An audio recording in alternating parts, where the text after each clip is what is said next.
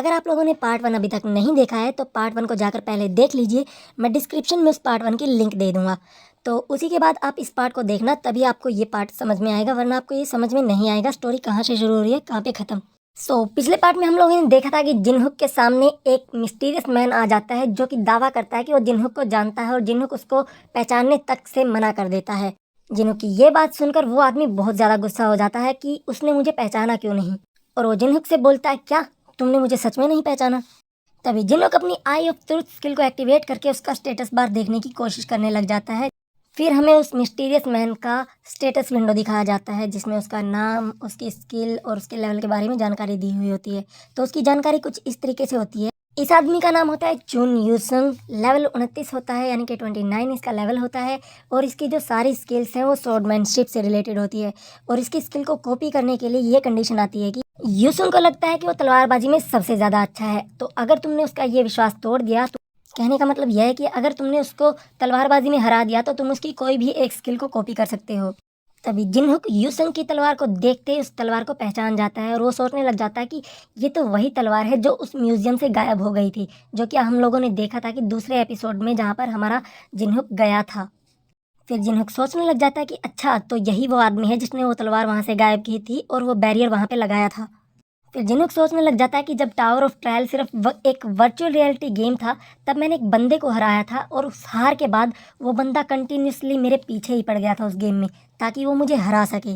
वो प्लेयर मुझे कहीं पे भी ढूंढ लेता था, चाहे मैं गेम में कहीं पे भी चला जाऊं, लेकिन वो मुझे चैलेंज देने के लिए कहीं पे भी ढूंढ लेता था और मेरे पीछे ही पड़ गया था।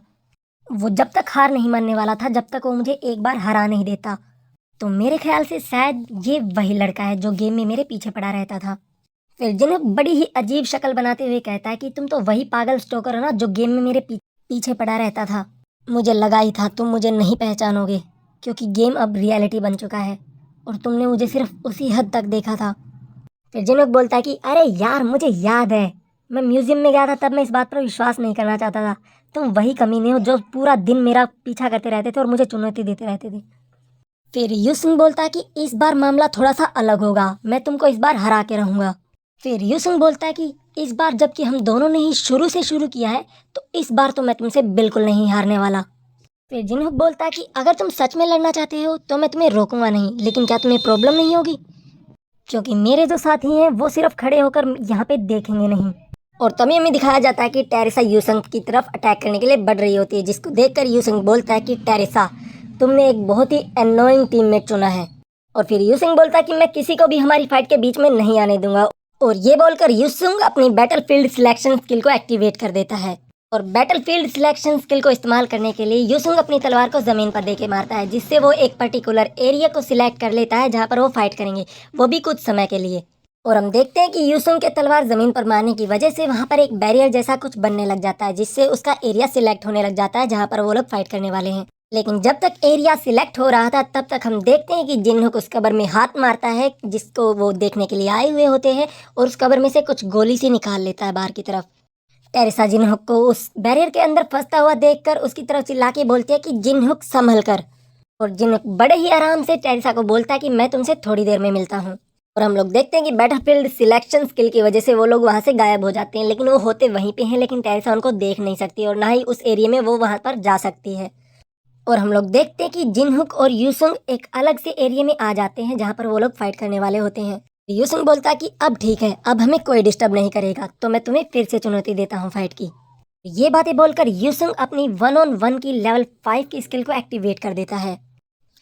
इस स्किल 1-on-1 का इस्तेमाल करने की वजह से यूसुंग के सभी स्टैट्स 10% बढ़ जाते हैं, मतलब उसकी स्पीड, रिफ्लेक्सेस 10% ज़्यादा हो जाती है। और इसी की दूसरी तरफ इसका जो ओपोनेंट होता है उसके 10% सभी में कमी आ जाती है, मतलब सभी स्टेट में 10% की कमी आ जाती है, जिसको देखकर जिनहुक थोड़ा सा परेशान हो जाता है। तभी जिनहुक सोचता है कि इस कमीने ने मुझे बहुत ही ज़्यादा कमज़ोर बना दिया, मतलब इसकी वजह से मुझे 10% की मतलब कमी आ गई है मेरे स्टेट्स के अंदर और मैं बहुत ही ज़्यादा कमज़ोर हो गया हूँ, और ये सिचुएशन बिल्कुल उसी के फेवर में है। तभी हम लोग देखते हैं कि जिनहुक के सामने एक नोटिफिकेशन आती है सिस्टम की तरफ से कि आपके और अपोनेंट के बीच में बहुत ही ज़्यादा डिसएडवांटेज है, जिसकी वजह से जो स्पेशल कंडीशन होती है फ्यूजन स्किल की वो पूरी हो चुकी हैं। और फिर हमें बताया जाता है कि जब ओवरवेलमिंग डिसएडवांटेज पाई जाती है किसी भी स्किल को कॉपी करने की कंडीशन में, तो वो कॉपी कंडीशन मॉडिफाई हो जाती है। जिसकी वजह से सिस्टम उस कॉपी कंडीशन को पूरा किए बिना ही यूज़र को और स्किल को कॉपी करने का मौका दे देता है। इसका मतलब जिनहुक अब बिना उसकी कॉपी कंडीशन को पूरा किए ही उसकी स्किल को कॉपी कर सकता है। फिर जिनहुक बोलता है कि मैं यूसुंग की यूनिक एबिलिटी को कॉपी करना चाहता हूँ। फिर हमें दिखाया जाता है कि जिनहुक ने सॉन्ग ऑफ स्वॉर्ड नाम की एबिलिटी को कॉपी कर लिया होता है, जो कि यूसुंग की होती है। इस एबिलिटी को कॉपी करने की वजह से जो जिनहुक की समझ थी तलवारबाजी की, वो 200% ज़्यादा इंक्रीज हो गई है और उसकी बॉडी अब नेचुरली तलवारबाजी करने लग जाएगी। और हम लोग देखते हैं कि जो स्किल जिनहुक ने उससे कॉपी की थी वो मेमोरी बुक ऑफ वर्ल्ड में वो सेव कर लेता है। फिर हम लोग देखते हैं कि यूसुंग जिनहुक की तरफ बढ़ने लग जाता है अटैक करने के लिए, ये बोलकर कि तुम मुझे फिर से इग्नोर कर रहे हो, इतने शांत मत खड़े रहो और बचने की तैयारी करो। यूसुंग की ये सारी बातें सुनने के बाद जिनहुक अपने डैगर को स्पॉन कर लेता है और अपने हाथ में ले लेता है। और जैसे ही यूसुंग जिनहुक पर अटैक करने लग जाता है, जिनहुक उसके सभी अटैक को डोज कर लेता है या फिर वो उससे फाइट करने लग जाता है। जिनहुक को इस तरीके से उसकी तलवार का मुकाबला करते हुए देखकर यूसुंग भी थोड़ा हैरान हो जाता है और यूसुंग बोलता है कि आखिर तुम्हें हो क्या गया है और तुम इतना अच्छा कैसे लड़ रहे हो मुझसे। और जिनहुक एक बड़ी ही प्यारी स्माइल के साथ बोलता है कि तलवारबाजी कितनी मज़ेदार है यार। उसकी ये सारी बातें सुनकर यूसुंग फिर से गुस्सा हो जाता है और बोलने लग जाता है तुम मुझे फिर से इग्नोर कर रहे हो। और फिर यूसुंग अपनी सोल चेजिंग सोड एनर्जी स्किल को इस्तेमाल करने लग जाता है, जिसकी वजह से उसकी अटैक की स्पीड बहुत ज़्यादा बढ़ जाती है, लेकिन फिर भी जिनहुक उसके अटैक को बड़े ही आसानी से डोज कर रहा होता है। फिर जिनहुक बोलता है कि तुम कुछ ज़्यादा ही जोर नहीं लगा रहे हो, वो भी एक ऐसे बंदे के खिलाफ जिसको तलवारबाजी आती भी नहीं, क्या यही तुम्हारी स्वॉर्डमैनशिप है। फिर यूसुंग बड़े ही गुस्से में जिनहुक को बोलता है कि तुम अपने आप को नौसिखिया बता रहे हो अजी, और समझ जाओ, उसको मिडिल फिंगर दिखाने लग जाता है। जिनहुक सोचता है कि अगर मैं ऐसे इससे लड़ता गया तो मेरा डैगर जल्दी ही टूट जाएगा, मुझे कुछ करना ही होगा, तो मुझे कुछ ऐसा बनाना होगा जो स्वॉर्ड एनर्जी के खिलाफ लड़ाई कर सके। और तभी वो गोली निकाल लेता है और तभी हम लोग देखते हैं कि जिनहुक अपने डैगर और उस ब्लैक कलर की गोली को फ्यूज़ कर देता है, जिसकी वजह से फ्यूज़न ओवर रैंक एक्टिवेट हो जाता है, जिसके फ्यूज होने से बहुत ज़्यादा रोशनी निकल रही होती है, जिसे यूसुंग भी देख नहीं पा रहा होता और वो अपनी आंखों को बचा रहा होता है रोशनी से, जो कि उस फ्यूजन से आ रही होती है। उन दोनों चीज़ों की फ्यूजन करने की वजह से जिन्हों को एक नई स्किल मिल जाती है जिसका नाम होता है ग्रेव ऑफ स्वॉर्ड। इस स्किल की वजह से जो उसका तलवारबाजी का जो ज्ञान होता है वो 500% से ज़्यादा इंक्रीज हो जाता है, मतलब अब उसकी बॉडी अपने आप तलवारबाजी करने लग जाएगी। जिनहुक यूसुंग की तरफ देखता है बड़े ही खतरनाक तरीके से और बोलता है कि हाँ, अब मैं तैयार हूँ, अब तुम आ सकते हो। तभी हम लोग देखते हैं कि जिनहुक दो तरीके की स्किल को एक ही साथ एक्टिवेट कर देता है। एक तो होती है ग्रेव ऑफ स्वॉर्ड, जो कि हमने पहले ही देख ली है, और एक होती है लेवल 1 की knight of the black moon has been activated. इतनी सारी स्किल्स को एक साथ इस्तेमाल करने की वजह से जिनहुक की बॉडी में दर्द होने लग जाता है और जिनहुक सोचने लग जाता है कि अभी मेरी बॉडी इतनी पावरफुल नहीं हुई है कि मैं इतनी पावर को हैंडल कर पाऊँ, क्योंकि मेरा लेवल अभी तक एक ही है। और फिर जिनहुक सोचता है कि मुझे इसको जल्दी से जल्दी ख़त्म करना होगा, वरना मैं इस पावर को ज़्यादा देर तक हैंडल नहीं कर पाऊँगा। जिनहुक से इतनी सारी एनर्जी को निकलता हुआ देखकर यूसुंग भी 1 मिनट के लिए तो हैरान ही हो जाता है कि आखिर इसने इतनी पावर अचीव कैसे की। फिर यूसुंग सोचता है कि मैंने बैटलफील्ड सिलेक्शन स्किल का इस्तेमाल किया है, जिसमें सब कुछ मेरे फेवर में होना चाहिए, मेरा अपोनेंट मुझसे वीक होना चाहिए, लेकिन फिर भी मैं इससे जीत क्यों नहीं पा रहा। फिर यूसुंग सोचता है कि ये गेम में भी हमेशा मुझे मार देता था, तो क्या अब मैं असल ज़िंदगी में भी इससे मरने वाला हूँ। पर गेम के बाहर जब मैं ये बात सोचता हूँ तो मैंने अपना बेस्ट दिया होता है तुम्हें हराने के लिए, और जब भी मैं तुमसे हारता था तो मैं बहुत ज़्यादा गुस्सा में हो जाता था और मैं हर बार यही सोचता था कि आखिर क्यों मैं तुम्हें हरा नहीं सकता। फिर हमें दिखाया जाता है कि सीन शिफ्ट होता है प्रेजेंट डे की तरफ, जहाँ पर यूसुंग बोल रहा होता है कि मैं इसे स्वीकार नहीं करूँगा, आई कांट एक्सेप्ट इट, और वो बहुत ही ज़्यादा ज़ोरदार हमला करने के लिए जिनहुक की तरफ बढ़ने लग जाता है। लेकिन जिनहुक उसके सभी अटैक को आते हुए देख लेता है और उन सभी अटैक को डोज करने लग जाता है और साथ में ही जवाबी हमला करना शुरू कर देता है। फिर यूसुंग बड़े ही हैरानी के साथ बोलता है कि तुमने मेरी सोड एनर्जी को बीच में से काट दिया, ये कैसे हो सकता है। फिर हम देखते हैं कि जिनहुक यूसुंग के पीछे आ जाता है और बोलने लग जाता है कि मैंने तुमसे भी कहीं तेज अपोनेंट से सामना किया था और मैंने उसके ऊपर ऐसे ऐसे अटैक किए थे जो कि मैंने अभी तक तुम्हारे ऊपर किए भी नहीं हैं। और फिर तभी जिनहुक यूसुंग पर हमला करना शुरू कर देता है। फिर हम देखते हैं कि यूसुंग उसके अटैक को कैसे भी करके बड़ी मुश्किल के साथ ब्लॉक कर लेता है, लेकिन उसको ब्लॉक करने में बहुत ज़्यादा परेशानी हो रही है, उसका घुटना तक नीचे आ जाता है उसके प्रेशर की वजह से। और फिर हम लोग देखते हैं कि जिनहुक जैसे उस पर दूसरा अटैक करता है, यूसुंग उसको ब्लॉक तो कर लेता है, लेकिन वो अपनी तलवार से हाथ धो बैठता है, मतलब उसके हाथ से तलवार छूटकर दूर चली जाती है। जिनहुक उसकी तरफ बड़ी ही ईविल स्माइल के साथ देख रहा होता है। फिर जिनहुक बोलता है कि ऐसा लगता है कि मैं तुमसे जीत गया हूँ। अब तो मुझे याद भी नहीं है मैंने तुम्हें कितनी बार हराया होगा। फिर यूसुंग जवाब देता है कि 138। इस बारी को मिलाकर तुमने मुझे टोटल 138 बार हराया है, तो अब मुझे मार डालो। फिर जिनहुक थोड़ा सा मुस्कुराता है और बोलता है कि लगता है अगली बार जब मैं तुम्हें हराऊंगा तो 139 हो जाएगा। जिनहुक की ये बात सुनकर यूसुंग भी थोड़ा सा शॉक हो जाता है कि आखिर ये मुझे मारने नहीं वाला क्या। फिर जिनहुक बोलता है कि क्या तुम्हें अब तक समझ नहीं आया कि टावर ऑफ ट्रायल अब कोई मजाक नहीं रहा, जहाँ पर हम किसी को भी ऐसे ही मार सकते हैं। यहाँ पर रैंकर भी अपना गार्ड डाउन करते ही बड़ी आसानी से मर जाते हैं अब। और अब हम ऐसे लोगों को तो बिल्कुल नहीं खो सकते जो ताकतवर हो, जैसे कि तुम। हम तुम्हें नहीं खो सकते बिल्कुल भी। और ये बात बोलकर जिनहुक अपना हाथ यूसुंग की तरफ बढ़ाता है उसको ऊपर उठाने के लिए, और सोचने लग जाता है कि मुझे 60 दिन वापस लगेंगे एक ही प्लेयर से दोबारा से कोई स्किल कॉपी करने के लिए। और फिर जिनहुक अपने मन में बड़ी ही इविल स्माइल करते हुए सोचने लग जाता है कि मुझे तो इसको ढूंढने की भी जरूरत नहीं पड़ेगी वापस से, ये अपने आप ही मुझे चैलेंज करता हुआ वापस आ जाएगा। और फिर जिनहुक सोचता है कि जबकि ये मुझे अपनी स्किल देने ही वाला है, तो फिर वो लेवल 1 की अपनी कम्यून स्किल को एक्टिवेट कर लेता है, जिससे उनकी दोस्ती थोड़ी सी बन जाती है, यानी कि वो दोस्त का व्यवहार करने लग जाता है जिनहुक। फिर यूसुंग जाते जाते बोलता है जिनहुक को कि इस बार तो मैं हार गया हूँ, लेकिन अगली बार जब हम मिलेंगे तो नतीजे कुछ अलग होंगे। और जिनहुक बोलता है मैं अगली बारी का इंतज़ार करूँगा। और तभी हमें दिखाया जाता है कि यूसुंग की जो स्किल होती है, जो बैटल सिलेक्शन स्किल होती है, वो डीएक्टिवेट हो जाती है और वो लोग वापस उसी जगह पर आ जाते हैं जहाँ से वो गए थे। और यूसुंग जाते जाते बोलने लग जाता है कि अगर ध्यान से सोचा जाए तो मुझे तुम्हारा रियल नाम अभी तक पता नहीं है। फिर जिनहुक बोलता है कि हम इतने भी ज़्यादा करीबी दोस्त नहीं बने जो मैं तुम्हें अपना नाम बता दूँ। फिर यूसुंग बोलता है कि ठीक है, तो फिर मैं तुम्हें तुम्हारे ओरिजिनल नाम से ही बुलाऊंगा। और जिनहुक भी सोचने लग जाता है क्या ओरिजिनल नाम।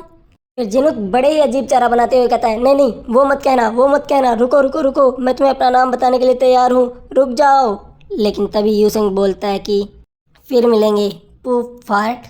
जिनहुक का ये नाम सुनने के बाद टेरिसा भी थोड़ा बहुत हंसने लग जाती है और जिनहुक सोचने लग जाता है कि मैंने क्या सोच के घटिया नाम उस दिन गेम में रखा था। तभी इसके बाद सीन शिफ्ट होता है हमारी दूसरी रेड पार्टी की तरफ, जो कि अभी भी रेड कर रही होती है। उनमें एक आदमी लीडर को बोलता है ह्यूंग। तभी रेड पार्टी का एक मेंबर लीडर से बोलता है कि आपको नहीं लगता कि आगे वाले मॉन्स्टर को अभी तक पहले से ही मार दिया हुआ किसी ने। और लीडर बोलता है तुम्हें क्या बोल रहे हो। फिर वो आदमी बोलता है कि मेरा जो पता लगाने वाला जादू है वो किसी को भी डिटेक्ट नहीं कर पा रहा है। ऐसा तभी हो सकता है जब आगे वाले राक्षसों को किसी ने पहले ही निपटा दिया हो। फिर उस आदमी के रेडार में कोई ना कोई उसको दिखाई देने लग जाता है और वो बोलता है कि हमारी तरफ कोई ना कोई तो ज़रूर आ रहा है। और हम लोग देखते हैं कि उस पार्टी के सामने एक बहुत बड़ा मॉन्स्टर आके खड़ा हो जाता है, जिसको देखकर पार्टी के सभी लोग बहुत ज़्यादा डर जाते हैं। उस मॉन्स्टर को देखने के बाद सभी लोग बोलने लग जाते हैं ये तो पागलपन है, ये तो आयरन गोलम है यार। तभी दूसरे पार्टी के लोग बोलते हैं कि एक मिनट रुको, क्या उसके ऊपर कोई खड़ा हुआ है। तभी उस पार्टी का जो लीडर होता है वो उस गोलम के ऊपर खड़े हुए बंदे को देखकर बोलने लग जाता है कि ये अपीयरेंस तो एक हाई रैंकिंग वैम्पायर की है। और तभी वो वैम्पायर बोलता है कि तुम्हारा स्वागत है इंसानों, और बड़े ही प्यार और आदर के साथ उन सभी का वेलकम करता है इस रूइन में आने के लिए। और वो वैम्पायर बोलता है कि मेरा नाम वेलेस है, मैं एक ब्लड किंग हूँ जो जिंजो को सर्व करता है, जो कि इस रूइन की मालिक है या फिर कहें कि बॉस है।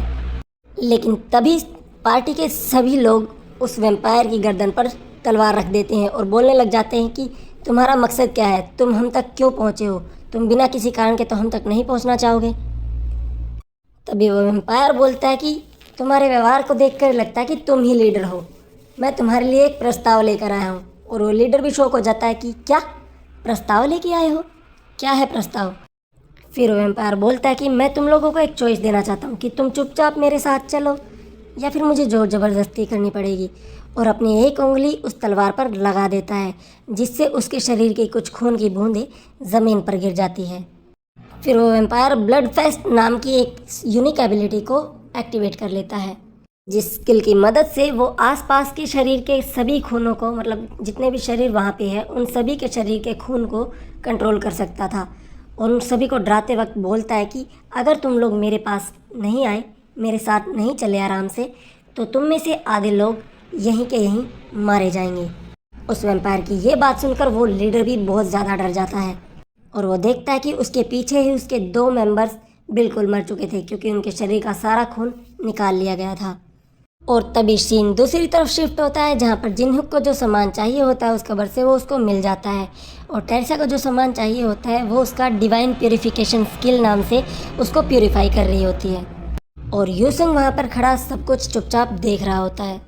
और फिर हमें पास से दिखाया जाता है तो हमें पता लगता है कि टेरेसा को जो टुकड़ा चाहिए था उसका नाम है फ्रोज़न टीयर, जो कि मैजिकल पावर को बढ़ाने के लिए सबसे अच्छा आइटम माना जाता है। लेकिन अगर इसको प्यूरिफिकेशन किए बिना ही ऑब्जर्व किया गया तो ये यूज़र को बहुत ज़्यादा गहरा घाव दे सकता है। और फिर हमें दिखाया जाता है कि टेरेसा और जिनहुक दोनों के 12-12 मैजिक पॉइंट बढ़ जाते हैं, या फिर कहें कि माना पॉइंट बढ़ जाते हैं। फिर जिनहुक सोचने लग जाता है कि फ्रोज़न टीयर और डीमन सोल स्टोन एक साथ रखे हुए थे। फिर जिनहुक सोचने लग जाता है कि मुझे यकीन नहीं होता कि मुझे फ्रोज़न टीयर इतनी आसानी से मिल गया, जो कि बहुत ज़्यादा रेयर होता है कहीं पे भी मिलने के लिए इस गेम में। और फिर जिनहुक सोचता है कि टेरेसा की डिवाइन पावर की वजह से मैं ऑलरेडी अपने 12 पॉइंट मैजिक के बढ़ा चुका हूँ। और टेरेसा जिनहुक से पूछती है क्या तुम अब खुश हो, और जिनहुक बोलता है हाँ मैं बिल्कुल खुश हूँ।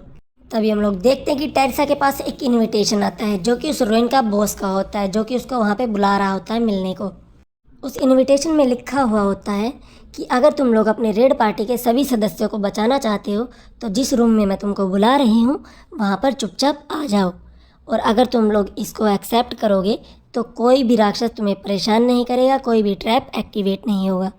तभी टेरेसा बहुत ही ज़्यादा डरावनी शक्ल बनाते हुए बोलती है कि मुझे यकीन नहीं हो रहा कि उन लोगों ने असोल्टर टीम को किडनैप कर लिया। मुझे बिल्कुल भी यकीन नहीं हो रहा कि वो लोग होस्टेज बन गए उनके। फिर टेरेसा जिनहुक से बोलती कि मुझे जाना होगा, चाहे मुझे सिर्फ एक ही आदमी की जान बचाने का मौका क्यों ना मिले, मुझे बिल्कुल झिझकना नहीं चाहिए। फिर टेरेसा अपने मन में सोचने लग जाती कि क्या मैं इस बॉस को अपने दम पे अकेले हरा सकती हूँ, और अगर मैं उसको नहीं हरा पाई तो मैं भी उसका खिलौना बन के रह जाऊँगी। मैं बिना किसी सपोर्ट के जिंजो के सामने लड़ाई करने की सोच भी नहीं सकती यार, वो बहुत ज़्यादा पावरफुल है। सोचने वाली बात है, क्या अगर मैं सोल टीम के साथ होती तो क्या अब भी नतीजे यही होते? क्या मैं भी उनके साथ किडनैप हो जाती? मैं सिर्फ एक ही काम करना चाहती थी, वो था लोगों को बचाना। क्या मैंने कोई गलत डिसीजन लिया था? टेरेसा की ये सारी बातें सुनकर वहाँ पे खड़ा यूसुंग बोलने लग जाता है कि जबकि मेरा उस रेड पार्टी से कोई लेना देना नहीं है तो मुझे यहाँ से निकल लेना चाहिए। और जाते जाते यूसुंग टेरेसा से बोलता है कि और हाँ, अगर तुम्हें फ़ैसला करने में दिक्कत हो रही है तो मेरी ये वाली एडवाइस बहुत ही ज़्यादा ध्यान से सुनना। वो जो आदमी वहाँ पे खड़ा है वो बहुत ही ज़्यादा मतलबी इंसान है, उसमें थोड़ा सा भी आत्मसम्मान नहीं है, इसलिए मैं बार बार उसको चैलेंज करता रहता हूँ ताकि मैं उसको हरा सकूँ। लेकिन एक चीज़ है जो मैं उसके बारे में पक्का जानता हूँ, वही एक ऐसा इकलौता इंसान है जो जिंजो को इस टाइम पे हरा सकता है, उसके सिवाय कोई नहीं हरा सकता इस दुनिया में। फिर यूसुंग बोलता है कि लगता है मैंने कुछ ज़्यादा ही बोल दिया, ठीक है फिर मैं चलता हूँ। और ये बोलकर यूसुंग वहाँ से निकल जाता है। और फिर टेरेसा एक बड़ी प्यारी स्माइल के साथ बोलती है तुम्हारी एडवाइस के लिए थैंक्स। फिर टेरेसा जिनहुक से बोलती है कि मैं तुम्हें अपनी पार्टी में ज्वाइन करने के लिए कमीशन दूंगी, जिनहुक क्या तुम मेरा इस रेड में साथ दोगे? फिर जिनहुक बोलता है कि मेरी कॉन्ट्रैक्ट फीस सस्ती नहीं होगी, क्या तुम उसे अफोर्ड कर पाओगी? फिर टेरेसा बोलती है कि मैं तुम्हें जितने ज़्यादा हो सकेंगे उतने ज़्यादा कॉइन ला के दूँगी, लेकिन मुझे मदद करो जिंजो को हराने में और उन लोगों को बचाने में। फिर जिनहुक सोचता है कि अच्छा तो क्या ये सच में जाने वाली है? और फिर जिनहुक बोलता है कि चलो फिर ठीक है, और वो दोनों उस क्वेस्ट को एक्सेप्ट कर लेते हैं, जिसकी वजह से वहाँ पर जो सारे मॉन्स्टर थे वो सो जाते हैं जैसा कि उस मेल में लिखा हुआ था। फिर सीन शिफ्ट होता है और हम लोग देखते हैं कि जिनहुक और टेरेसा उसी कमरे के गेट के बाहर खड़े हो जाते हैं जहाँ पर उस बॉस ने उनको बुलाया होता है मिलने को। फिर टेरेसा बोलती है कि यहाँ पर कितनी सारी मैजिक पावर है, यकीन नहीं हो रहा। फिर जिनहुक टेरेसा से बोलता है कि डरो मत, तुम्हें पता है ना हमारा अपोनेंट जो वो बहुत ज़्यादा स्ट्रॉन्ग है ना? टेरेसा बोलते कि हाँ ये सच है, लेकिन फिर जिनहुक बोलता है कि जीत हमेशा ताकतवर लोगों की हो ऐसा ज़रूरी नहीं है। और फिर टेरेसा पूछती क्या तुम्हारे पास कोई प्लान है? फिर जिनहुक बोलता है कि हाँ मेरे पास एक प्लान है। फिर जिनहुक टेरेसा को बड़े ही प्यार से बोलता है कि इस दरवाजे के अंदर चाहे कुछ भी हो जाए, बस तुम मुझ पर विश्वास रखना, मैं जो जो कर रहा हूँ बस मुझ पर विश्वास रखना। और हम लोग देखते हैं कि वो लोग गेट के अंदर आ चुके होते हैं और उनके सामने बैठी होती है इस डंजन की बॉस, और उस कमरे में चारों तरफ उसके सेवक और या फिर उसके जो मॉन्स्टर है डंजन के वो खड़े होते हैं। और हम लोग देखते हैं कि जो हाई रैंकिंग का वैम्पायर है जो असोल्टर टीम को मिला था, जिसको वो अगवा करके ले गया था अपनी ब्लड पावर से, वो भी वहीं पे खड़ा होता है। उन दोनों को उस कमरे में देखकर उस डंजन की बॉस बोलने लग जाती है कि तुम लोगों ने आखिरकार फैसला कर ही लिया यहाँ पर आने का, फिर हमको दिखाई जाती है जिंजो, जिसका पूरा नाम होता है एलिस वॉन अट्राक्सिया। मैं आज से इसको एलिस ही बुलाऊंगा। फिर एलिस बोलने लग जाती है कि मैं तुम्हारा इंतज़ार कर करके थक गई हूँ यार। फिर जिनहुक एलिस से पूछता है कि क्या वो लोग सेफ है जिनको तुमने किडनैप किया था। फिर हम लोग देखते हैं कि एलिस अपने फिंगर ऊपर करती है और बोलती है कि तुम खुद ही देख लो। और फिर हम लोग देखते हैं कि डायमेंशन ब्रेक नाम की जो स्किल थी वो डीएक्टिवेट हो जाती है, जिससे वहाँ पर लोग उनको दिखाई देने लग जाते हैं। जैसे ही जिनहुक उन सभी लोगों को देख रहा होता है, उन्हें उन सब बंदों के बीच में एक ऐसा बंदा भी दिखाई देता है जिसको देखकर वो हैरान होता है और वो बोलता है कि पार्क हाजिन ये यहाँ क्या कर रहा है। तो यही वो आदमी है जिसने डंजन के बॉस को जगाया था। और अगर आप लोगों को पार्क हाजिन याद नहीं है तो मैं बता देता हूँ, ये पार्क खाना का भाई है। फिर एलिस उनसे बोलती है कि तुम लोगों को यहाँ बुलाने का मेरा एक ही कारण है, क्योंकि तुम लोगों से बहुत ज़्यादा खुशबू आ रही है। फिर जिनहुक बोलता है क्या खुशबू, और एलिस बोलती है हाँ खुशबू। फिर एलिस बोलती है कि ये सबसे मीठी खुशबू है जो आज तक मैंने अपनी नाक से सूंघी है। फिर एलिस अपनी जीभ पर हाथ लगाते हुए बोलती कि तुम्हारे खून की जो खुशबू है ना, वो और इंसानों से बहुत बहुत ज़्यादा अच्छी है और ये मुझे ललचा रही है तुम लोगों को देखने के लिए। फिर जिनहुक बड़े ही अजीब तरीके से बोलने लग जाता है कि ये अचानक से मेरे खून के बारे में बात क्यों करने लग गई, ऐसा पहले तो कभी नहीं हुआ। फिर एलिस जिनहुक को देखकर बोलती कि लगता है मैंने तुम्हें उदास कर दिया। और जिनहुक सोच रहा होता है कि अरे हाँ ये एक वैम्पायर है तो ये मेरा खून ही पिएगी ना, और क्या पिएगी। फिर एलिस बड़े ही प्यारे तरीके से बोलती है कि तुम लोग टेंशन मत लो, जो चीज़ मुझे अच्छी लगती है मैं उसको बहुत दिनों तक चलाती हूँ, या फिर मैं कहूँ कि मैं बहुत दिनों में खाती हूँ उसको। तो मैं तुम लोगों को कम से कम 60 साल तक तो जीने का मौका दूंगी, तो ज़्यादा डरो मत। फिर जिनहुक सोचने लग जाता है कि इसका मतलब मुझे इसके साथ में चिपका रहना पड़ेगा, और जबकि मेरी गर्दन में एक स्ट्रॉ लगी होगी जिससे ये रोज़ खून पिएगी। और फिर जिनहुक बोल देता है कि नहीं नहीं, ऐसी लाइफ के लिए शुक्रिया, मुझे तुम्हारा फैंसी लंच बॉक्स बन के नहीं रहना।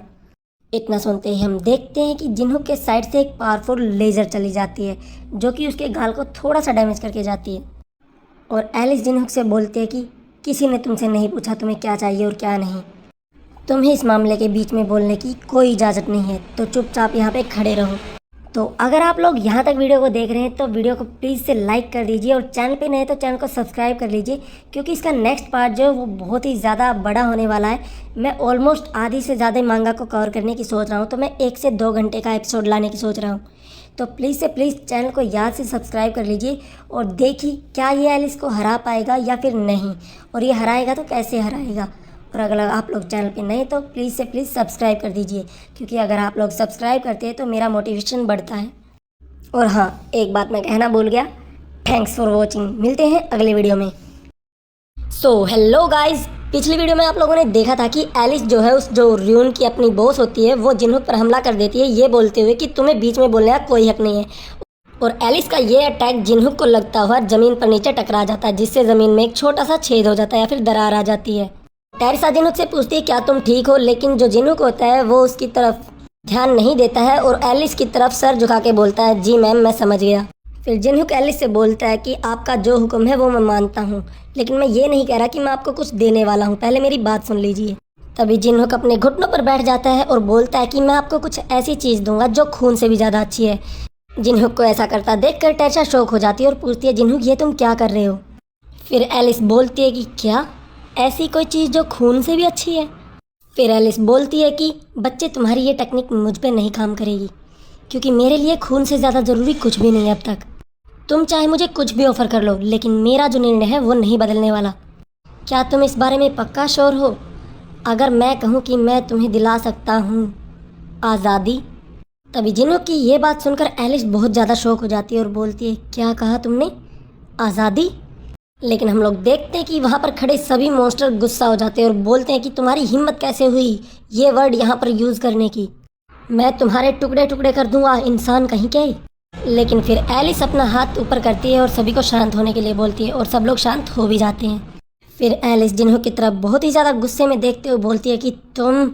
फिर जिनहुक बोलता है कि अगर मैं इस चीज़ की जिम्मेदारी नहीं ले सकता तो पहली बात मैं यहाँ पर आता ही नहीं। फिर एलिस बोलती है कि तो फिर जिम्मेदारी लो इसकी। फिर जिनहुक अपने हाथ में एक मास्क निकालते हुए बोलता है कि मेरा नाम है कैंग जिनहुक और मैं रिप्रेजेंटेटिव हूँ डिमोनिक ह्यूमन का, जो कि अपने टावर में रहते हैं, और मैं आपको इस जगह से आज़ाद कर सकता हूँ। फिर हमें डिमोनिक ह्यूमंस के बारे में बताया जाता है जिन्होंने इंसानियत छोड़ दी थी और अब वो टावर में ही रहने लग जाते हैं। वो लोग डिमोनिक ह्यूमन कहलाते हैं। और जो डिमोनिक ह्यूमंस होते हैं वो इंसानों को और ज़्यादा ऊपर टावर में चढ़ने से रोकते हैं। और डिमोनिक ह्यूमंस वे लोग होते हैं जिन्होंने मॉन्स्टर्स और रूइन के बॉसेस के साथ अलायंस बना लिया होता है। फिर एलिस बोलती है, मैंने तुम लोगों के बारे में सुना है और तुम कह रहे हो कि तुम उनमें से एक हो। फिर जिनहुक बोलता है कि मैं पहले ही 27वीं मंजिल पर जो मंदिर है उनसे संपर्क कर चुका हूँ और आपको कैद करके रखने वाला जो बैरियर है उसको कैसे पागल बनाए और आपको यहाँ से कैसे निकाले, उन लोगों ने मुझे यही बताकर यहाँ पर भेजा है। फिर टेरसा अपने मन में सोचने लग जाती है कि आखिर ये सिचुएशन किस तरीके से जा रही है और एकदम से जिनहुक डिमोनिक ह्यूमंस की तरह कैसे खड़ा है और क्यों खड़ा है। फिर एलिस जिनहुक से बोलती है कि अगर तुम मंदिर के बारे में जानते हो तो तुम मजाक तो नहीं कर रहे। फिर जिनहुक बोलता है कि इसका मतलब आप मुझ पर अब यकीन कर रही हैं। फिर एलिस बोलती है कि नहीं, इससे कोई फ़र्क नहीं पड़ता कि तुम डिमोनिक ह्यूमन हो या नहीं। कोई भी आकर मुझे यही कह देगा कि वो सब कुछ ठीक कर सकता है, जबकि इतने लंबे टाइम से तो कोई कुछ ठीक नहीं कर पाया और ऊपर से तुम कुछ ज़्यादा ही प्यारी बातें कर रहे हो। इतनी बातें सुनकर एलिस अपनी स्किल्स का इस्तेमाल करने लग ही जाती है और बोलती है कि मुझे तुम पर यकीन नहीं है बिल्कुल भी। फिर एलिस अपनी ब्लड स्पीयर स्किल को एक्टिवेट कर देती है और बोलती है कि तुम्हारे खून की स्मेल बहुत ज़्यादा अच्छी है, लेकिन हम क्या ही कर सकते हैं, मर जाओ अब। ये बातें बोलकर एलिस अपने सभी के सभी ब्लड स्पीयर को जिन्हुक की तरफ फेंक देती है और हम लोग देखते हैं कि वे सभी के सभी ब्लड स्पीयर्स जिन्हुक की तरफ बढ़ रहे होते हैं और जिन्हुक वहीं पे खड़ा होता है। और तभी हम लोग देखते हैं कि टेरिसा जिन्हुक के सामने आ जाती है अपनी शील्ड को लेकर और अपनी एक स्किल को एक्टिवेट कर लेती है ताकि वो जिन्हुक को इस हमले से बचा सके। और तभी हम लोग देखते हैं कि टेरिसा की इस स्किल को यूज़ करने की वजह से वहाँ बहुत ही ज़्यादा बड़ी रोशनी हो जाती है और वहाँ पर एक बहुत ही गोल्डन तरीके का बैरियर भी आ जाता है जिससे वे सभी ब्लड स्पीयर टकरा जाते हैं। और फिर जिन्हुक को बोलती है टेरिसा कि मेरे पीछे ही रहना जिन्हुक। फिर टेरिसा सोचने लग जाती है कि मैं अपनी डिवाइन पावर से इसको जितनी ज़्यादा देर तक रोक सकती हूँ मैं रोकूंगी इसको। और तभी हम लोगों को दिखाया जाता है कि टेरिसा को इतना ज़्यादा स्ट्रगल करते हुए देखकर एलिस हंसने लग जाती है और बोलती है कि ये कितना ज़्यादा मज़ेदार है कि तुम कितना ज़ोर लगा रहे हो, वो भी मेरी इस पावर के लिए। और तभी हम लोग देखते हैं कि दूसरे ही पल एलिस बहुत ज़्यादा गुस्सा हो जाती है और बोलती है कि मुझे डिवाइन पावर पसंद नहीं, ये बहुत ज़्यादा बेकार होती हैं। और तभी हम लोग देखते हैं कि एलिस अपनी ब्लड एक्सप्लोजन स्किल को एक्टिवेट कर लेती है और एलिस एक बहुत ही बड़े खून के गोले को तैयार कर लेती है और बोलती है कि मैं तुम लोगों को एक बार में ही ख़त्म करने वाली हूँ अब। और टेरिसा उसके इस अटैक को देखकर सोचने लग जाती है कि आखिर मैं कितनी देर और टिक पाऊंगी इसके सामने। लेकिन फिर टेरिसा बड़े ही प्यारे स्माइल के साथ सोचने लग जाती कि लेकिन मुझे कोई टेंशन नहीं है, मुझे जिन्हुक पर पूरा भरोसा है जो कि मेरे पीछे है। लेकिन फिर बड़े ही शॉकिंग तरीके से हम लोग देखते हैं कि एक डैगर टेरिसा की छाती के आर पार हो जाता है और फिर हमें दिखाया जाता है कि ये कोई और नहीं बल्कि जिन्हुक ही है। और टेरिसा बोलती है रोते हुए कि जिन्हुक तुमने ऐसा क्यों किया। जिन्हुक के इस मूव को देखकर एलिस भी थोड़ा शॉक हो जाती है और सोचने लग जाती है कि आखिर इस आदमी ने अपने साथी को क्यों मारा होगा। फिर जिन्हुक बोलता है कि अगर मैं अपने आप को प्रूव कर दूं कि मैं मजाक नहीं कर रहा हूं तो क्या तुम मुझ पर भरोसा करोगी। फिर एलिस बोलते है कि शानदार, तुमने अपने साथी को धोखा दिया जो कि तुम्हें बचा रहा था। फिर एलिस बोलते है कि मुझे थोड़ा और साबित करके दिखाओ। तभी हम लोग देखते हैं कि टेरिसा जिन्हुक के पैर को पकड़ती है और बोलती है जिन्हुक, हमने साथ में डिसाइड किया था कि हम लोग अटैक फोर्स को बचाएंगे और तुमने कहा था कि तुम्हारे पास कोई प्लान भी है, क्या यही था तुम्हारा प्लान। और फिर हम लोग देखते कि जिन्हुक अपने डैगर को ऊपर उठाता है और बार बार टेरिसा पर हमला कर देता है और टेरिसा को जान से मार देता है।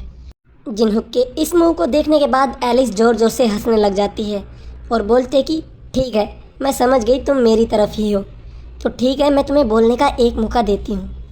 फिर जिन्हुक बोलता है कि आपकी रूम के ऊपर जो बैरियर लगा उसको पागल बनाने के लिए मैंने 7 स्टार स्पेल तैयार कर रखी है। और फिर जिन्हुक एलिस को ब्रह्मास्त्र रिंग दिखाता है और बोलता है कि अगर मैंने आपकी सोल को इसके अंदर कैद कर लिया या फिर कहीं की सील कर लिया तो कुछ देर के लिए यहाँ का बैरियर पागल हो जाएगा और मैं आपको बाहर निकाल सकूँगा। फिर एलिस बोलती कि क्या मेरी सोल को सील करना, ये तो मैंने पहली बार सुना है। फिर जिन्हुक हम लोगों को बताता है कि यही कारण था कि उसने अभी तक अपने लेवल को 1 रखा है। इतने सारी लड़ाई करने के बाद उसको जो एक्सपीरियंस मिला था वो सभी एक्सपीरियंस को लेने से मना करता गया सिस्टम को, ताकि वो 7 स्टार स्पेल का यूज़ कर सके, क्योंकि इस स्पेल का यूज़ करने के लिए लेवल 1 का होना बहुत ज़्यादा ज़रूरी है। जब तक प्लेयर लेवल 1 का नहीं होगा वो 7 स्टार स्पेल को यूज़ नहीं कर सकता। और फिर हम लोग देखते हैं कि जिनहुक 7 स्टार स्पेल को एक्टिवेट कर देता है और वहाँ पर एक 7 स्टार का बैरियर आ जाता है। फिर हम लोग देखते हैं कि वहाँ पर बहुत ही ज़्यादा बड़ा बैरियर सा आ जाता है और जिसकी इन्फॉर्मेशन होती है कि ये सिर्फ 1 साल में एक ही बार यूज़ किया जा सकता है और इसके साथ आप किसी भी एक सोल को अपने साथ बाहर ले जा सकते हैं टावर ऑफ ट्रायल से। फिर जिनहुक बोलता है कि 1 मिनट के बाद में ये मैजिक सर्कल गायब हो जाएगा और जैसे ही आप हाँ करेंगी ये मैजिक सर्कल एक्टिवेट हो जाएगा। तो फिर अब आपकी मर्ज़ी है। जिनहुक की ये सारी बातें सुनकर एलिस थोड़ा सा शॉक हो जाती है। फिर हम लोग देखते हैं कि एलिस अपने साथी बेलिस से टेलीपैथी के थ्रू बात करने लग जाती है और बोलती है कि बेलिस, और वो बोलता है कि यस एलिस मैम। एलिस बोलती है कि मुझे इस पर अभी पूरा विश्वास नहीं है, तो अगर ये कुछ भी गड़बड़ करने की कोशिश करे तो इसको तभी के तभी मार देना और मैजिक सर्कल को डिस्ट्रॉय करके मुझे आज़ाद करा देना। फिर हम लोग देखते हैं कि एलिस उस मैजिक सर्कल में आ जाती है और पूछती है कि मैं लास्ट बार तुमसे पूछ रही हूँ, क्या मैं तुम पर भरोसा कर सकती हूँ? फिर जिनहुक बोलता है कि ये तो मेरी खुशनसीबी होगी, आपको पछताना नहीं पड़ेगा मुझ पर भरोसा करके। तभी हम लोग देखते हैं कि जिनहुक अपनी लेवल 1 की कम्यून स्किल को एक्टिवेट कर देता है। फिर एलिस बोलती है कि मैं एलिस वोन अट्राक्सिया सोल ट्रांसफ़र की इजाज़त देती हूँ और तभी हम लोग देखते हैं कि ब्रह्मास रिंग एक्टिवेट हो जाती है और वो एलिस की सोल को ऑब्जर्व कर लेती है और हम लोग देखते हैं कि धीरे धीरे करके एलिस की जो सोल है और उसकी बॉडी है वो ब्रह्मास रिंग के अंदर जाकर कैद हो जाती है। फिर एलिस उस अंगूठी के अंदर से बोलते हैं कि ये इतना भी कुछ ज़्यादा बुरा नहीं था, मुझे लगा था कि इसमें मुश्किल होगी लेकिन ये तो आसानी से हो गया। फिर जिनहुक उस अंगूठी को उठाते हुए बोलता है कि फाइनली अब चैन की सांस ले सकता हूँ। फिर जिनहुक बोलता है कि लगता है तुम्हें अपना नया घर पसंद आ रहा है और फिर एलिस अंदर से बोलती है क्या मेरा नया घर, ये तुम क्या बोल रहे हो? तभी हम लोग देखते हैं कि the unique ability blessing of the star has been activated की नोटिफिकेशन आती है और हम लोग देखते हैं कि टेरेसा उस स्किल को इस्तेमाल कर कर वापस ज़िंदा हो जाती है और फिर जिनहुक बोलता है कि वेलकम बैक टेरेसा। और फिर हमें ब्लेसिंग ऑफ स्टार स्किल की इन्फॉर्मेशन के बारे में बताया जाता है कि इससे आप खुद को कभी भी ज़िंदा कर सकते हो और इसका कूल डाउन टाइम 240 घंटे होता है, यानी कि 240 घंटे के बाद ही आप इस स्किल को दोबारा यूज़ कर सकते हो। फिर टेरेसा खड़ी हो जाती है और बोलती है जिनहुक से कि मेरे पास बहुत सारे सवाल हैं लेकिन चलो मैं उन्हें किसी और टाइम के लिए बचा के रखती हूँ, मैं तुमसे बाद में पूछूंगी। और जिनहुक बोलता है कि सही बात है, बाद में पूछ लेना, क्योंकि अभी तक हम इस रूम से पूरी तरीके से निकले नहीं हैं। और तभी हम लोग देखते हैं कि बेलिस बहुत ज़्यादा गुस्सा हो जाता है और बोलता है कि तुम लोगों ने क्या सोचा था, तुम यहाँ से निकल पाओगे, वो भी मेरे मास्टर को धोखा देने के बाद? तभी हम लोग देखते हैं कि बेलिस लेवल 13 की ब्लड वेव स्किल को एक्टिवेट कर देता है और जिनहुक पर हमला करना शुरू कर देता है। बेलिस की इस स्किल की वजह से टेरेसा और जिनहुक को खून की वेव घेर लेती हैं, लेकिन जिनहुक अपनी लेवल 5 की एलिमेंट ऑफ फायर स्किल को एक्टिवेट करके ज़ोर से ज़मीन पर मार देता है, जिसकी वजह से वो सारा खून गायब हो जाता है या फिर कहीं की जल जाता है। फिर वो टेरेसा से बोलता है कि तुम होस्टेज को संभालो, तो टेरेसा बोलती है कि ठीक है।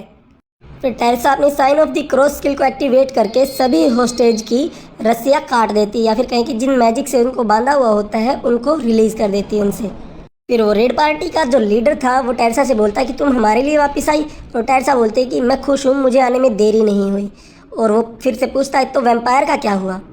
फिर टेरेसा बोलती है कि वो लड़का, वो उन्हें अकेले संभाल रहा है। फिर बेलिस गुस्से से बोलता है कि एक कमज़ोर इंसान आखिर मेरे मैजिक का सामना कैसे कर पा रहा है? फिर जिनहुक बोलता है कि तुम्हारा मैजिक और मेरा फायर मैजिक एक दूसरे के अपोजिट हैं और तुम कुछ भूल भी रहे हो। जब एलिस उस अंगूठी में कैद हो गई थी तुम उसी टाइम हार चुके थे। फिर हम लोग देखते हैं कि जिनहुक अपनी ग्रेव ऑफ स्वॉर्ड स्किल को एक्टिवेट कर लेता है और बेलिस अपने डार्क फाइटिंग स्पिरिट स्किल को एक्टिवेट करता है। फिर बेलिस बड़े ही गुस्से से बोलता है कि चुप हो जाओ खून के पैकेट, अगर मेरा मैजिक तुम पर काम नहीं करेगा तो मैं तुम्हें अपनी तलवार से ही मार दूंगा। फिर रेड पार्टी का जो लीडर होता है वो टेरेसा से पूछता है कि आखिरी आदमी है कौन। फिर हम लोग देखते हैं कि जिनहुक ने वहाँ पर सभी वैम्पायर और सभी लोगों को हरा दिया होता है और टेरेसा बोलती कि अगर उसने मास्क लगाया है तो इसका यही मतलब है कि वो अपनी आइडेंटिटी किसी को बताना नहीं चाहता। और टेरेसा बोलती है कि ये मुझे रास्ते में मिल गया था और ज़्यादा डिटेल तो मैं भी इसके बारे में नहीं जानती। फिर टेरेसा जिनहुक से बोलती है कि मुझे बहुत ज़्यादा दर्द हुआ था, तुम्हें पता है जब तुमने मुझे मारा, मैं ये पहली बार हुआ था कि जब मैं मरी थी, वो भी मेरे दोस्त के हाथों से। और जिनहुक बोलता है कि हम कामयाब तो हो गए ना, और टेरेसा बोलती है कि हाँ हम कामयाब तो हो गए। और फिर टेरेसा खुशी के आंसू रोने लग जाती है और जिन्होंक ये देखकर थोड़ा शौक हो जाता है। फिर टेरेसा जिन्होक से बोलती कि थैंक यू, सब लोग बच गए तुम्हारी वजह से। फिर हम लोग देखते हैं कि जो कॉपी कंडीशन थी वो पूरी हो गई थी, क्योंकि जिन्होक ने उनकी जान बचा ली थी, वो भी एक बहुत ही ज़्यादा क्रिटिकल सिचुएशन से। और हम लोग देखते हैं कि जिन्होक उसकी blessing of the star skill को कॉपी कर लेता है। जिन्होक टेरेसा से पूछता है कि आखिर तुम रो क्यों रही हो, और टेरेसा बोलते कि मुझे नहीं पता, बस ये खुशी के आंसू हैं। फिर टेरेसा जिन्होक से पूछती है कि क्या तुम्हें पता था मैं रिवाइव हो सकती हूँ, और जिन्होक उसके इस सवाल को पूरी तरीके से इग्नोर कर देता है।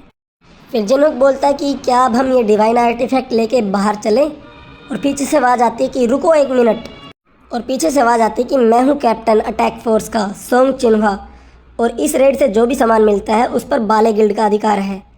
फिर जिन्होक बोलता है कि मैंने अभी अभी तुम्हारी जान बचाई है और अब तुम्हें रून्स के रिवॉर्ड भी चाहिए। और फिर वो लीडर बोलता है कि अरे मेरा ये मतलब नहीं था। फिर वो लीडर बोलता है कि हम तुम्हें किसी और तरीके से रिवॉर्ड देंगे, जैसे कोइन या फिर इतने ज़्यादा पैसे जिससे तुम सेटिस्फाई हो जाओगे। फिर जिन्होक बोलता है कि अगर तुम्हें सच में ये सब चाहिए तो जाओ ले लो।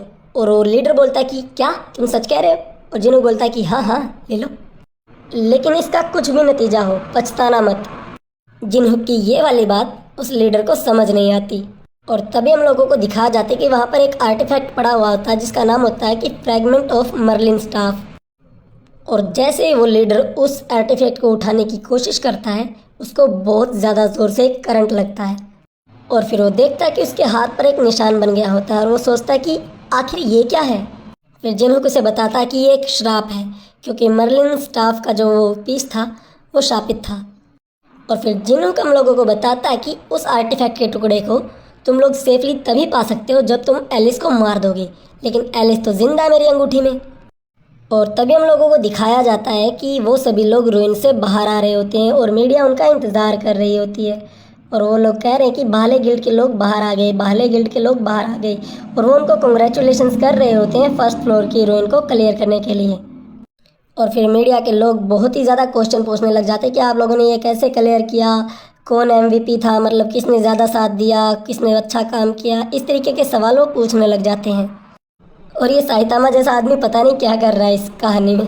और तभी हम लोग देखते हैं कि टेरेसा बोलती है कि वो सोंग चिन्हा नहीं था जिसने इस रूइन को क्लियर किया, बल्कि ये आदमी था जिसने उस रूइन को अकेले अपने दम पर क्लियर किया था। हम सब लोग तो बस स्पेक्टेट कर रहे थे, लड़ाई तो यही कर रहा था अकेला। फिर वहाँ पर खड़ी रिपोर्टर बोलती है अपने साइड वाले रिपोर्टर से कि क्या हमें एसोसिएशन को इमीडिएटली बताना नहीं चाहिए, और साइड वाला बोलता है कि अच्छा आइडिया, बता देना चाहिए। फिर सीन चेंज होता है और हम लोग देखते हैं कि खाना खाते खाते जिन्होक अपनी न्यूज़ को देख रहा होता है, जिसमें उसके बारे में रिपोर्टर बहुत ज़्यादा कुछ लिख रहे होते हैं कि ये आदमी ने ये कर दिया, ये आदमी ने वो कर दिया, अकेले उस रूइन को हरा दिया, ऐसी ऐसी बातें लिख रहे होते हैं। और टेरेसा जो कि मेरे बारे में जानती है कि वो मास्क वाला आदमी मैं हूँ, उसने प्रॉमिस किया कि वो किसी को नहीं बताएगी, तो वहाँ से प्रॉब्लम सॉल्व हो चुकी है। तो चलो फिर अब थोड़ी बात हम इसके साथ भी कर लेते हैं। फिर हम लोग देखते कि एलिस उस अंगूठी के अंदर से बोल रही होती है कि तुम्हारी हिम्मत कैसे हुई, तुम्हारी उस अंधेरी और बदबूदार जेब में मुझे पूरे 1 दिन के लिए रखने के लिए, क्या तुम जानते नहीं हो मैं हूँ कौन। और तभी हम लोग देखते हैं कि जिन्होक एक बड़ी ईविल स्माइल देने लग जाता है, और इसकी इस ईविल स्माइल को देखकर एलिस बोलती है कि तुम आखिर करना क्या चाहते हो। और तभी हम लोग देखते हैं कि जिन्होक उस अंगूठी को चारों तरफ गोल गोल बड़ी ज़ोर से घुमाने लग जाता है, और एलिस बोलते कि रुक जाओ मुझे चक्कर आ रहे हैं, रुक जाओ। फिर जिन्होक बोलता है कि हाँ अब बताओ, अब तुम्हें अच्छा लग रहा है। और फिर हमें अंगूठी के अंदर का सीन दिखाया जाता है, और एलिस बोलते कि अगर मेरी जगह पे तुम होते तो क्या तुम सही होते। और वो बोलते हैं कि वैम्पायर कभी अपना बदला नहीं भूलते, ये बात याद रखो। और फिर जिन्होक बोलता है क्या सच में। और जिन्होक का ये जवाब सुनकर एलिस डर जाती है और पूछती तुम ये दोबारा तो नहीं करने वाले ना, मैं तुम्हें हुक्म देती हूँ अपनी भावनाओं पर काबू रखो, रुको।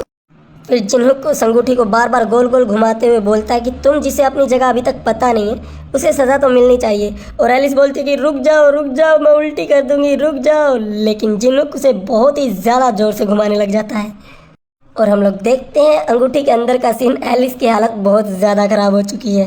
3 घंटे तक लगातार घुमाने के बाद वो बोलती है कि रुक जाओ, अब तो रुक जाओ, मैं मर जाऊंगी। और तभी जिन्होक बोलता है कि रोना बंद करो और बाहर आओ, और वो ब्रह्मा की अंगूठी में थोड़ा सी मैजिक पावर डाल देता है। और फिर हम लोग देखते कि एलिस उस अंगूठी से बाहर आ जाती है। और बाहर आते ही एलिस बड़ी ही इविल स्माइल के साथ बोलती है कि अब टाइम आ गया है मेरा बदला लेने का। तुमने जो मुझे तड़पाया है मैं उसका 1000 गुना तुम्हें तड़पाऊंगी वापस से। और जैसे ही कैमरा थोड़ा सा दूर की तरफ जाता है तो हमें पता लगता है कि उसने उसका सिर्फ छोटा सा एक हिस्सा निकाला होता है। और वो अपने इस रूप को देखकर बोलती है कि क्या ये क्या है। और जिन्होंने उसे बताता है कि मैंने सिर्फ तुम्हारा कुछ हिस्सा ही उस अंगूठी से बाहर निकाला है। फिर वो बोलती क्या एक छोटा सा हिस्सा। और जिन्होंने उसे बताता है कि हाँ तुम खुद को मिनी वर्जन ऑफ एलिस बोल सकती हो, तुम अपनी पूरी पावर का 1% भी यूज़ नहीं कर सकती। इतने सारे रिस्ट्रिक्शन होने के बाद भी तुम किसी भी वेम्पायर से ज़्यादा ताकतवर हो। एलिस उसकी ये सारी बातें सुनकर वहीं पर बैठ जाती है और रोने लग जाती है। फिर जिनहुक एलिस से बोलता है कि रोना बंद करो, जो मैंने तुम्हें रूम्स में बोला था वो सिर्फ वर्ड्स नहीं थे। फिर एलिस रोते रोते बोलती है कि चुप करो, मुझे इस तरीके से आज़ादी नहीं चाहिए थी। फिर जिनहुक बोलता है कि मुझे पता है इसे आज़ादी बोलेगा भी कौन, लेकिन तुम्हें जिस तरीके की आज़ादी चाहिए है मैं उसे पाने में तुम्हारी मदद ज़रूर करूँगा। जिनहुक की ये बात सुनकर एलिस बोलती है कि क्या तुम्हारा मतलब क्या है। फिर जिनहुक एलिस से बोलता है कि एलिस अगर तुम मेरी मदद करोगी तो मैं उन सभी को ख़त्म कर दूँगा जिन्होंने तुम्हें धोखा दिया है, और तुम्हारी मदद करूँगा अट्रैक्सिया फैमिली के हेड की पोजीशन को वापस पाने के लिए। और तभी सीन शिफ्ट होता है और हम लोग देखते हैं कि जिनहुक एक बिल्डिंग के सामने आकर खड़ा हो जाता है। और फिर जिनहुक अपना वही डिमोनिक ह्यूमन वाले मास्क को पहन लेता है। और जिनहुक हमें बताता है कि ये वही गिल्ड की बिल्डिंग है जिसने पार्क हाजिन को वहाँ पर भेजा था और मुझे मारने की कोशिश की थी। और फिर हम लोग देखते हैं कि जिनहुक उस बिल्डिंग के दरवाजे को तोड़ता हुआ अंदर की तरफ चला जाता है। और जिनहुक बोलता है कि मैं ये बर्दाश्त नहीं कर सकता कि कोई मुझे मारने की कोशिश करे। और जैसे ही जिनहुक उस दरवाजे को अंदर तोड़ के जाता है तो वो देखता है कि वहाँ पर बहुत सारे लोग खड़े हुए होते हैं। और जिनहुक उन लोगों को देखते ही अपनी फायर एलिमेंट पावर का इस्तेमाल करना शुरू कर देता है और वो एक एक करके सभी लोगों को वहाँ पे मारने लग जाता है। और तभी सीन शिफ्ट होता है उसी बिल्डिंग में दूसरी तरफ, जहाँ पर उस बिल्डिंग का बॉस पार्क हाजिन को सज़ा दे रहा होता है क्योंकि वो जिनहुक को मारने में कामयाब नहीं हो पाया था। और उसका बॉस उसे बोलता है कि मैंने तुमसे बोला था कि उन लोगों को मार कर ही वापस आना, और तुम खाली हाथ आ गए वापस यहाँ पर। तुमने किया क्या? रून के जो गार्डन था उसको जगा दिया। तुम्हें पता है तुमने हमारे गिल्ड की इज्जत को मिट्टी में मिला दिया है, निकम्मे कहीं के। और इतना बोलकर वो पार्क हाजिन को लात मारता है और वो दूर जाके गिरता है। लेकिन तभी हम लोग देखते हैं कि जो उनके जो बॉडीगार्ड अंदर की तरफ खड़े हुए होते हैं उन्हें कुछ सुनाई देता है, और वो जैसे ही पीछे की तरफ देखने वाले होते हैं एकदम से पीछे का दरवाज़ा ब्लास्ट हो जाता है, वो भी आग के साथ। और तभी हम लोग देखते हैं कि जिनहुक अंदर की तरफ आ जाता है। फिर जिनहुक पूछता है कि क्या तुम हो इस गिल्ड के लीडर? फिर उस गिल्ड का लीडर बोलता है कि ये क्या मजाक है, कोई रोको इसे। फिर पार्क हाजिन सोचता है कि यही मौका है मेरे पास वापस से अपनी इमेज गेन करने का, और यही बात सोचकर वो जिनहुक पर हमला कर देता है। लेकिन पार्क हाजिन के पास आते ही जिनहुक अपना मास्क हटा देता है और बोलता है कि क्या हाल है। और जिनहुक को देखकर पार्क हाजिन डर जाता है। फिर जिनहुक बहुत ही ज़्यादा ज़ोरदार लात मारता है पार्क हाजिन को और पार्क हाजिन बेहोश हो जाता है।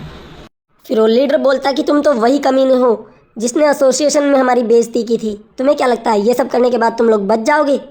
इस टाइम पे तुम्हें इस बारे में चिंता नहीं करनी चाहिए बल्कि किसी और चीज़ के बारे में चिंता करनी चाहिए। और तभी हम लोग देखते हैं कि उस गिल्ड का लीडर तलवार उठाता है और अपनी स्किल को एक्टिवेट करके जिनहुक पर हमला करना शुरू कर देता है। और वो लीडर हमला करते हुए बोलता है कि तुम मुझ पर ध्यान भी नहीं दे रहे हो, मेरा ये अटैक स्पीड ऑफ साउंड से भी ज़्यादा तेज़ है, तो इसका मतलब है कि तुम मरने वाले हो।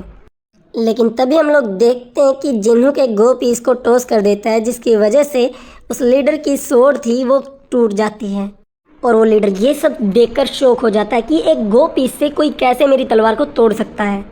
फिर जिनहुक बोलता है कि तुम्हारी टेबल पर बहुत सारी सही चीज़ें हैं फेंकने के लिए। फिर जिनहुक बोलता है तो फिर अब क्या हम अपनी बातचीत को आगे बढ़ाएं? फिर वो लीडर बोलता है कि कैंग जिनहुक, क्या तुम इसलिए यहाँ पर आए हो ताकि तुम बदला ले इसको, क्योंकि मैंने तुम्हें मारने की कोशिश की है? बस इतनी सी बात के लिए तुमने मेरी पूरी बिल्डिंग को तबाह कर दिया। लेकिन तभी हम लोग देखते हैं कि जिनहुक ने एक और गो पीस को टॉस कर दिया होता है जो कि टॉस होकर सीधा उस लीडर के हेड पर लगता है जाके। फिर जिनहुक एक और गो पीस को टॉस करने के लिए हाथ में रखता है और बोलता है कि तुम्हारी बातों में मज़ा नहीं आ रहा, क्यों, है ना? तो फिर इसीलिए अब और वो दूसरा अटैक करने जा ही रहा होता है लेकिन लीडर उसको बोलता है कि रुक जाओ, तुम पहले ही बहुत कुछ कर चुके हो, तो अभी रुक जाओ। फिर जिनुक बोलता है कि तुम कहना क्या चाहते हो, कि मैं चुपचाप ये सब सहता रहूं? फिर वो लीडर बोलता है कि बस ठंडे दिमाग से सोचो, हमारे पास 50 रैंकर्स हैं जो अभी यहाँ पर नहीं हैं, क्योंकि अभी वो टावर क्लियर करने के लिए गए हुए हैं। फिर जिनुक बोलता है तो फिर वो लीडर बोलता है कि मैं ये कहना चाहता हूँ कि अगर तुमने मुझे अभी मार दिया तो वो तुम्हारा दुनिया के अंत तक पीछा करेंगे और तुम्हें मार देंगे। तुम समझ भी रहे हो इसका मतलब क्या है? खून के बदले खून और बदले के बदले बदला। जब तक कोई एक साइड दूसरी साइड को माफ़ नहीं करेगी तब तक ये मौत का खेल चलता रहेगा। फिर जिनुक बोलता है कि ये कितनी मज़ेदार बात है कि ये सब कुछ तुम्हारे मुंह से निकल रहा है, लेकिन तुम्हारी बातों का सेंस तो है। मैं भी नहीं चाहता कि कोई मेरे खून का प्यासा हो या फिर मुझसे बदला लेना चाहे। तो फिर चलो सभी चीज़ों को बड़े ही तरीके से निपटा देते हैं। और वो लीडर बोलता है कि क्या तुम्हारा मतलब क्या है? मैं वो लास्ट होऊंगा जो बदला ले रहा है और तुम लोग मुझे माफ़ कर देना, ठीक है? फिर वो लीडर डर के मारे बोलता है क्या इस बात का कोई मतलब नहीं है? और फिर जिनुक बोलता है ये तुम क्या कह रहे हो? मैं तुम्हारे ही तो रूल फॉलो कर रहा हूँ जो तुमने मुझे अभी बताए थे कि जब तक एक साइड माफ़ नहीं करेगी ये सब कुछ चलता रहेगा, तो तुम मुझे माफ़ कर देना ना। फिर वो लीडर बोलता है कि क्या ये क्या बक रहे हो?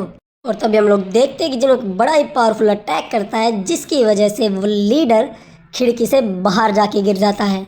फिर जिनुक बोलता है कि तुम जो मरने का नाटक कर रहे हो तुम खड़े हो जाओ। फिर वो आदमी खड़ा हो जाता है और बोलता है कि यस सर, अगर तुमने साबित कर दिया कि तुम मेरे लिए काम के हो तो मैं तुम्हें जीने दूंगा, तो अपना सेल्फ इंट्रोडक्शन देना शुरू करो। फिर वो लड़का बोलता है कि मेरा नाम ही वुंग है, मैं 26 साल का हूँ और मैं जनरल बिजनेस का मैनेजर हूँ क्रो गिल्ड का। मैंने कंप्यूटर साइंस पूरी तरीके से कर रखी है, आप मुझसे कुछ भी करवा सकते हैं। फिर जिनुक बोलता है कि वाह, मैं इम्प्रेस हुआ। तो तुम देख सकते हो यहाँ पर सिचुएशन बहुत ज़्यादा ख़राब है। और लड़का बोलता है कि हाँ, और ऐसे ही एक टॉप गिल्ड को तबाह कर देना मतलब सही नहीं लगता है ना। और वो लड़का बोलता है यस, तो फिर मैं एक काम करता हूँ, ये जो गिल्ड है ये मैं तुम्हें चलाने के लिए दे देता हूँ। जिनुक की ये बात सुनकर वो लड़का शौक हो जाता है। फिर जिनुक उसको बोलता है कि ज़्यादा चौंको मत, तुम सिर्फ नाम के लीडर होगे, वैसे लीडर मैं ही रहूँगा इस गिल्ड का। फिर वो लड़का बोलता है कि मानता हूँ कि मैं गिल्ड मास्टर की कुर्सी पर बैठ जाऊँगा, लेकिन कोई मुझे फॉलो नहीं करेगा। फिर जिनुक बोलता है कि हाँ, ये बात भी सही है, गिल्ड का कोई भी मेंबर मुझे लीडर के तौर पर नहीं अपनाएगा और वो लोग सोचेंगे कि एकदम से नॉन कॉम्बैटिव प्लेयर को कैसे गिल्ड मास्टर की सीट मिल गई। तुम्हारे खिलाफ बोलने वाले लोगों की चिंता करने की तुम्हें ज़रूरत नहीं है। तो फिर वो लड़का बोलता है कि क्या आप उन लोगों का ध्यान रखेंगे? फिर जिनुक अपने गले में टंगी अंगूठी पर हाथ लगाते हुए बोलता है कि नहीं, आखिर मैं ऐसा क्यों करूँगा, मैं तुम्हारा साथ देने के लिए यहाँ पर किसी को छोड़ कर जाऊँगा तुम्हारे पास। तभी हम लोग देखते हैं कि क्रो गिल्ड के बाकी जो रैंकर प्लेयर थे, ए रैंक प्लेयर, वो वापस आ जाते हैं गिल्ड की तरफ। और वो लोग देखते हैं कि गिल्ड के बाहर बहुत ज़्यादा भीड़ लगी होती है और वो बोलते हैं कि इतने सारे लोग आखिर यहाँ पर कर क्या रहे हैं। तभी वो ए रैंक प्लेयर बोलता है लोगों से कि हट जाओ, तुम किसी और की बिल्डिंग के सामने आखिर कर क्या रहे हो। और तभी वो जो देखता है वो देखकर शौक हो जाता है कि उनका जो गिल्ड मास्टर था वो गाड़ी पर मरा हुआ पड़ा था। और वो लोग सोचते हैं कि क्या गिल्ड मास्टर मर चुके हैं। और वो बोलते हैं कि किसने हमारे पास इमरजेंसी गैदरिंग का मैसेज भेजा था, बताओ हमें। और जैसे ही वो लोग ऑफिस का दरवाज़ा खोलकर अंदर की तरफ जाते हैं वो लोग देखकर शौक हो जाते हैं, क्योंकि किम ही वुंग कुर्सी पर बैठा हुआ होता है बॉस वाली पर। और तभी हम लोग देखते हैं कि वो ए रैंक प्लेयर देखते ही हमला कर देता है और बोलता है कि तुम वहाँ पर क्यों बैठे हो। और हम लोग देखते हैं कि ही वुंग उसके इस अटैक को देखकर बहुत ज़्यादा डर जाता है और खड़ा हो जाता है वहाँ से। और तभी वो ए रैंक प्लेयर उसकी टाई पकड़ते हुए बोलता है कि मुझे सब कुछ बताओ, एक भी चीज़ मिस किए बिना। और वो बोलता है कि हमारे नए बॉस आ चुके हैं। और उसकी ये बात सुनकर बोलता है क्या नए बॉस आ चुके हैं? और एलिस बोलती है कि ये कितना बकवास काम है यार।